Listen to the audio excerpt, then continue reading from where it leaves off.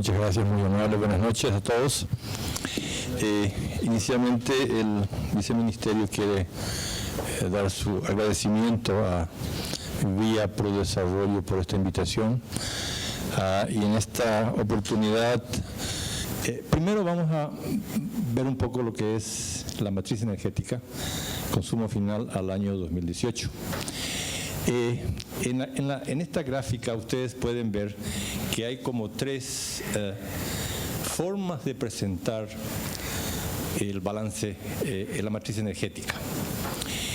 La primera se refiere a la oferta, la segunda forma de presentar es la oferta bruta de energía y la tercera es el consumo final. Entonces, vamos a centrarnos específicamente en lo que es consumo final. Y después vamos a conversar un poco sobre lo que es la oferta bruta de energía. El consumo final, como ustedes pueden ver, el 43% corresponde a biomasa. O sea, de todo lo que se consume como fuente de energía, 43% corresponde a biomasa. Nosotros somos uno de los países que exporta o el mayor exportador de energía hidráulica per cápita en el mundo, y nuestra matriz, la parte de electricidad representa solo el 16%. Y la parte de derivados de petróleo ocupa el 41%. Entonces, fíjense la gran participación que tiene la biomasa en la matriz energética. En cuanto a la oferta, el 46% corresponde a hidroenergía. O sea, estamos generando una gran cantidad de energía proveniente de las represas de Itaipú, Yacyretá y Acaraú. El 32% corresponde a biomasa y un 22% corresponde a derivados de petróleo. Esta es otra figura que representa la matriz energética, para ser bien claritos. Vemos que el 43% es biomasa, 41% derivados de petróleo y 16% energía eléctrica. Esta energía eléctrica mayormente se utiliza para la generación de electricidad en los hogares y una pequeña parte para el sector industrial. El consumo de biomasa es mayoritariamente para la cocción de alimentos en las zonas rurales, y el consumo del sector industrial. El 41% de derivados de petróleo casi exclusivamente para el transporte público y de carga. Ahora, veamos que a pesar de que la energía eléctrica y la biomasa tienen una base de renovación, o sea, son renovables, el consumo de biomasa no es sostenible, y eso lo vamos a ver por qué enseguida. Entonces, ¿por qué no es sostenible el consumo de biomasa? El país, como un todo, llega a consumir anualmente algo así como 14 millones de metros cúbicos de madera. Esos 43% que vimos anteriormente corresponden a aproximadamente 14 millones de metros cúbicos anuales. Y eso representa el 100%, ¿cierto?, el consumo. Ahora, el 36,1% representa el potencial que tenemos de producir madera en forma sostenible. Cuando digo potencial, es si hacemos bien las cosas. En este momento no estamos haciendo bien, pero a los efectos comparativos este es el potencial. Es decir, podemos producir en forma sostenible a partir de los bosques nativos y a partir de las plantaciones el 36,1%. Lo que nos deja un déficit de 63,9%. Entonces, este 63,9% proviene de fuentes ilegales. Ahora vamos a ver un poco lo que es el consumo de biomasa por sectores y origen. Vamos a ver que el consumo, ya habíamos comentado, el consumo residencial representa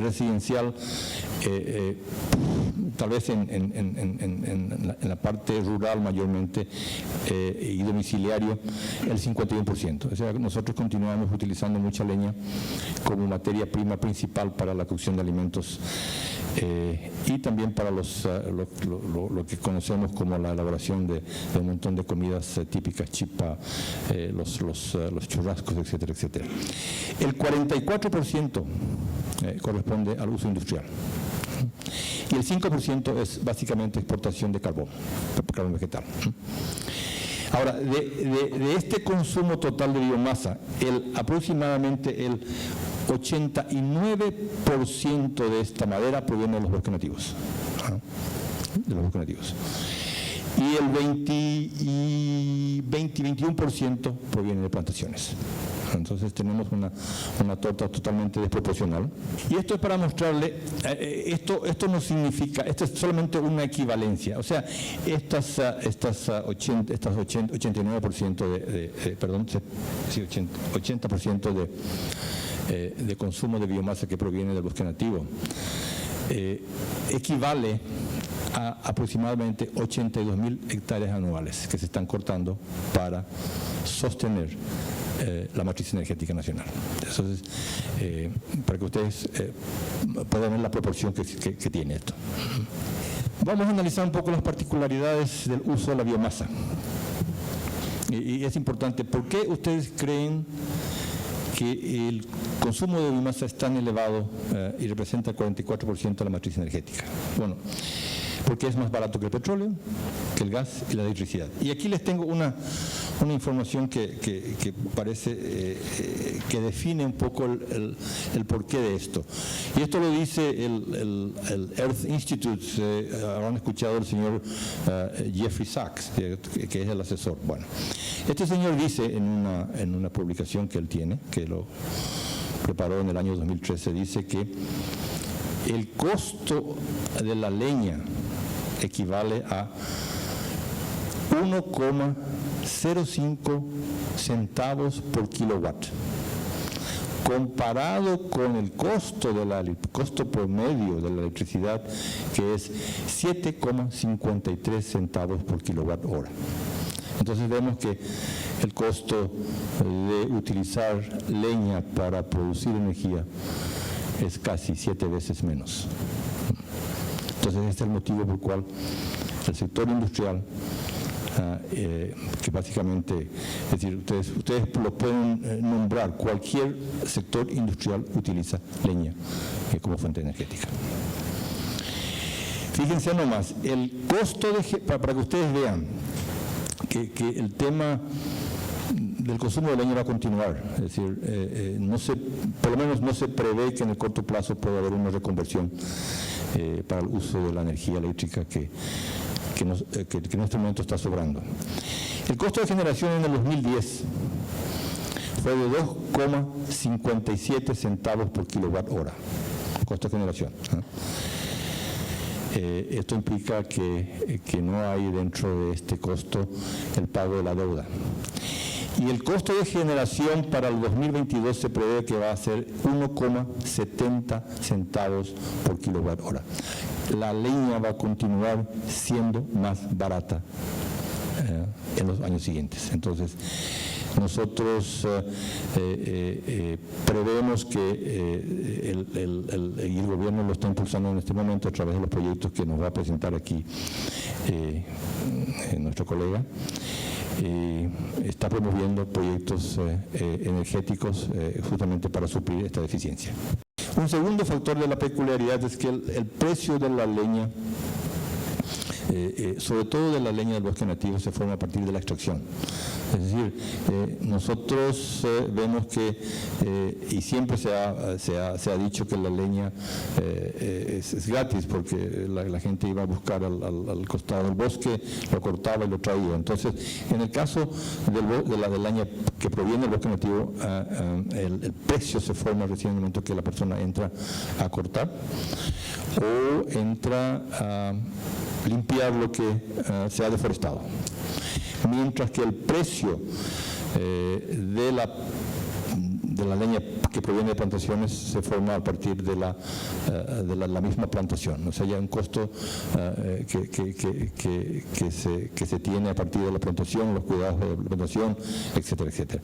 Por eso actualmente el precio de la leña de plantaciones es más elevado que el precio de la leña proveniente del bosque nativo.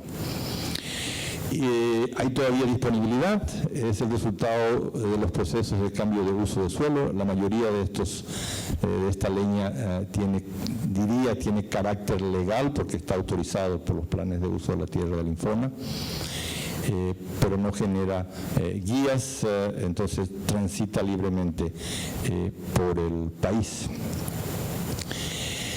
El mercado de leña es sustancialmente informal. Nosotros estimamos que el mercado de leña puede tener una informalidad del 90% más o menos. O sea, el 90% de lo que circula tiene carácter ilegal. Pero no obstante todo esto, contribuye significativamente a las economías de las ciudades, de las pequeñas poblaciones locales y de los sectores menos favorecidos. ¿Por qué? Porque ellos entre los periodos de zafra, entonces, ¿qué hacen? Van y cortan el bosque y producen carbón y lo venden. Entonces, es una fuente importante de generación para estas comunidades. Una de las principales barreras que nosotros hemos observado de la producción forestal es la necesidad del establecimiento de empresas anclas. O sea, vemos que el sector forestal privado, digamos, el sector que no es institucional, que no es público, ha estado conformado por una asociación que básicamente es industrial, o sea, que procesa la madera. No hemos tenido una asociación que promueva plantaciones forestales. Hoy día sí creo que hay unas iniciativas que se están creando. Entonces, y tampoco hemos tenido inversiones grandes en el uso de la madera. Nuestra industria ha sido básica de transformación primaria. No hemos tenido fábricas de pulpa, papel, a pesar de que han habido 3 intentos fallidos en el país. Entonces no tenemos una empresa ancla que genere esa necesidad de producir madera de alta calidad.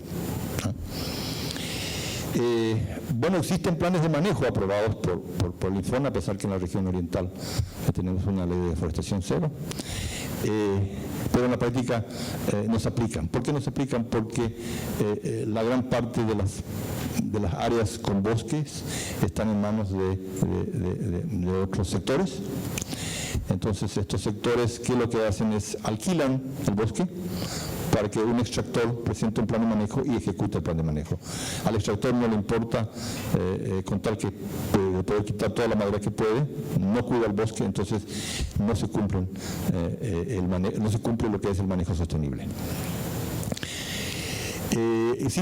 Por otro lado, existen varios mecanismos de fomento de plantaciones, por ejemplo, pero que no han sido opcionados. Es decir, y en otros casos ha habido discontinuidad en el uso. Voy a citar 2 casos. Proforestal, por ejemplo, es un mecanismo que está siendo promocionado por la AFD y en 10 años ha tomado 3 créditos, ¿no? A pesar de que el costo del dinero es razonablemente bueno,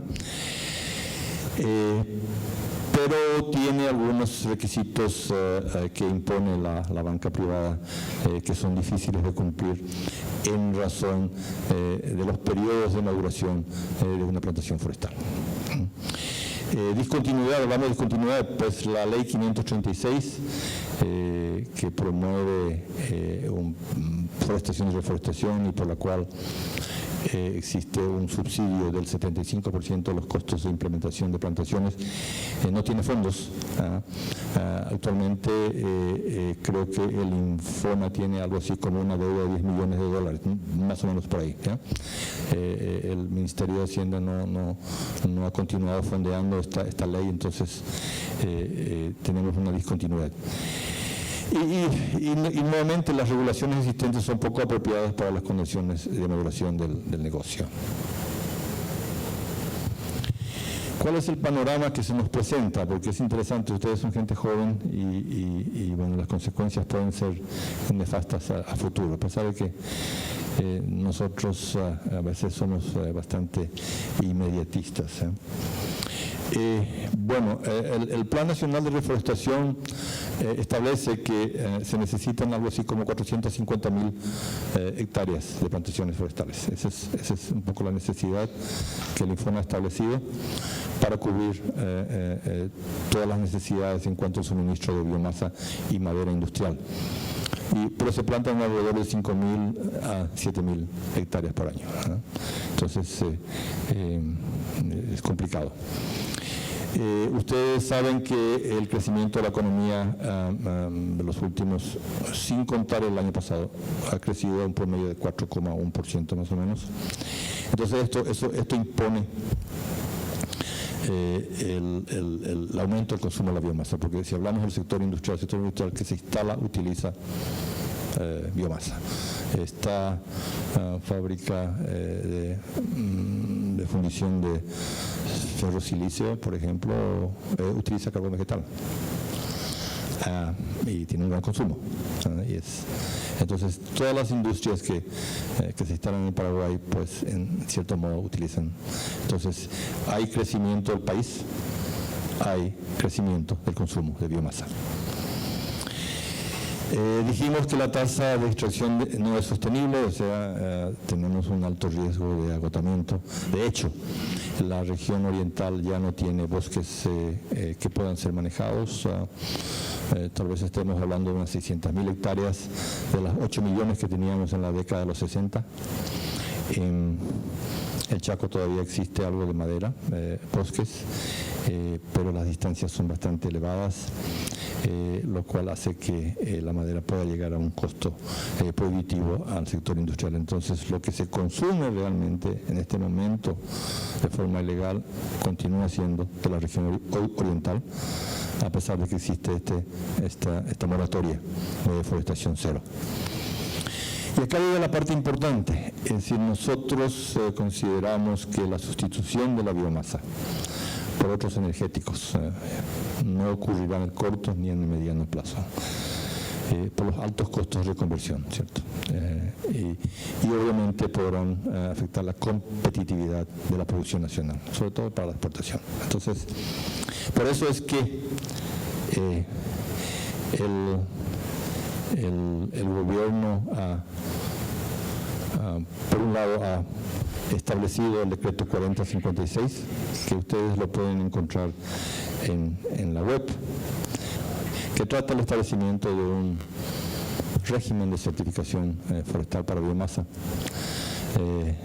Y con este decreto trata de garantizar la sostenibilidad de los recursos energéticos renovables, es decir, en cierta forma legalizar toda esa producción de biomasa vía la certificación. ¿Y por qué vía la certificación? Porque la certificación podría dar esa rigidez en el manejo y en la necesidad de establecer plantaciones, ¿no? La vigencia de este decreto es a partir, digamos, del programa que ha lanzado el Banco Nacional de Fomento en 2015, o sea, entra en vigencia a partir del año que viene. y es gradual, o sea, la exigencia, el decreto establece que a partir del año 1 todas las industrias deberán consumir al menos 30% de madera certificada, en el segundo año 50, tercer año 75, cuarto año 90 y el quinto año 100%. En este decreto, cuyo padre es el señor que está a mi lado acá, en la gobernanza reúne a varias instituciones, que es el viceministerio, que juega el papel preponderante en todo esto, es el Infona, el MADES, la STP y el Ministerio de Industria y Comercio. Y es un régimen único de certificación nacional para bosques y producción.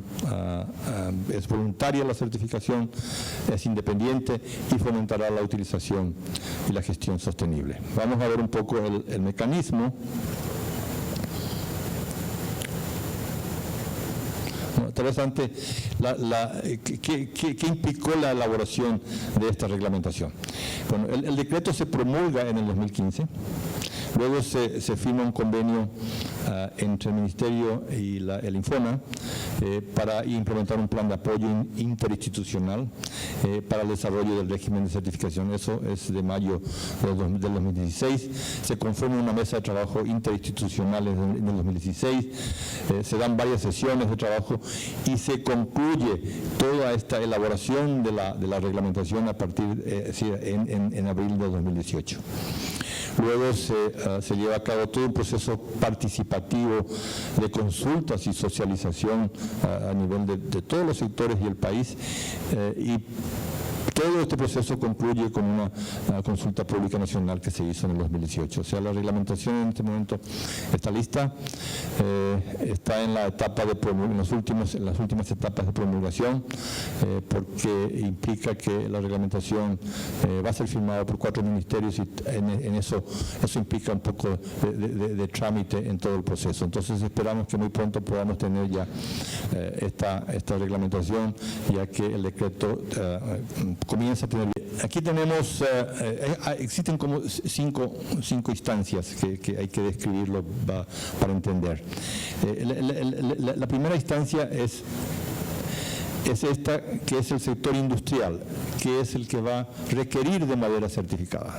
A partir del año 2021, el 30% del consumo de todas las industrias va a tener que buscar en el mercado madera certificada. De hecho, en el país tenemos algunas empresas productoras que tienen madera certificada y de momento pueden poner en el mercado algo así como 100.000 metros cúbicos. Es decir, sabemos que esta madera certificada actualmente está siendo usada por grandes compañías porque sus productos requieren que en la elaboración de sus productos se requiere que se utilice madera certificada. No sabemos exactamente cuánto es lo que se dispone en este momento de madera certificada en el país que podría ser utilizado. Una segunda instancia sería este sector de producción. Aquí están los productores, los que transforman la madera en otros productos como el carbón, briquetas, etcétera, que serían a las personas sujetas a certificación. Estos señores, impulsados por la necesidad de este sector industrial, pueden certificar sus producciones para ofertar al mercado madera certificada. Es decir, la certificación en este caso no es obligatoria, es voluntaria. Lo que se quiere con este decreto es crear un mercado. La tercera instancia es la unidad técnica de certificación, que es una unidad que se va a establecer en el viceministerio y que tendrá por objetivo administrar todo el proceso. Aquí se va a administrar la base de datos, las comparaciones, los controles que se van a hacer del consumo versus la compra, y va a estar integrado por las 4 instituciones, por representantes de 4 instituciones, con un coordinador general. La cuarta instancia representan los organismos de inspección, que son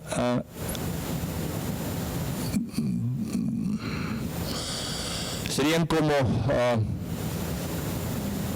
certificadores privados que van a ser acreditados por la ONA. Ellos emitirán, luego de la verificación en campo, ellos emitirán un informe a la unidad técnica para que la unidad técnica dé su visto bueno. Y finalmente el comité de certificación, integrado por 10 instituciones, 5 privadas y 5 públicas, den lo que hay para la certificación. Entonces, este es básicamente el esquema. Existen 2 sectores. El sector industrial es el que está obligado a consumir madera certificada, y el sector productor no está obligado, la certificación es voluntaria. Entonces, lo que se busca nuevamente es que el mercado requiera de madera certificada de tal forma que el sector productor se anime a producir este tipo de material. Solamente para capitular, decir rápidamente, la reglamentación está compuesta por 10 capítulos.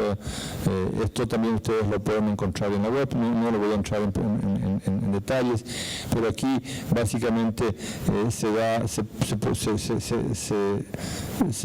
reglamenta todo el proceso de certificación, desde la creación de un programa nacional, los estándares, el proceso en sí, del registro de los consumidores de biomasa, de las actividades de fiscalización, de las infracciones, de las sanciones, disposiciones financieras y la promoción. Entonces, este es el documento que deberá ser promulgado en breve. En realidad es un estándar muy simple, 4 principios, uno de ellos es el cumplimiento de las leyes, y cuando hablamos de cumplimiento de las leyes nos referimos a que la empresa que produzca madera esté registrada en impuestos de rentas, pague sus impuestos, genere facturas formales, el origen de la biomasa, sea que la biomasa cuente con los planes de manejo aprobados por el INFONA, que la cadena productiva tenga trazabilidad, y que la comercialización, y también la comercialización de biomasa forestal. Estos principios tienen 8 criterios y 19 indicadores, que son los que se deberán cumplir a través de estas empresas verificadoras que van a estar acreditadas por el ONA.